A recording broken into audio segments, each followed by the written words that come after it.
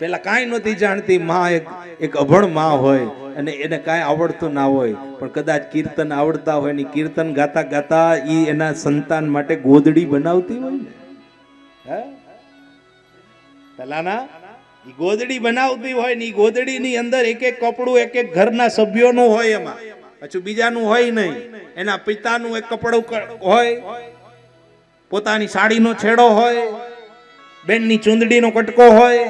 અને એમાં બનાવતી જાય ને એમ કહેતી જાય, દીકરા તારા દાદા આવા હતા, તારા પિતા આવા હતા, તારી માતા આવી છે, તારી બેન આવી છે, અને તું પણ આવો થાજે. અને ઈ ગોદડી તૈયાર કરે અને ઈ ગોદડીમાં જે બાળકનો જન્મ થાય ને, ન્યા શિવાજી જેવા દીકરા, ન્યા ધ્રુવ જેવા દીકરા, ન્યા પ્રહલાદ જેવા દીકરા જન્મ ધારણ કરે છે.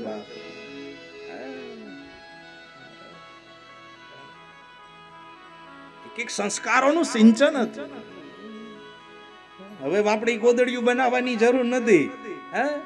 ભલે એ કાંઈ ન બનાવો કાંઈ નહીં, ખાલી વિચારો બનાવો, બનાવવાની જરૂર નથી, એક વિચારોને બનાવવાની જરૂર છે. બસ આપણા વિચારો દ્રઢકરણ થઈ ગયા એટલે બસ સંતાનો પણ એવા જ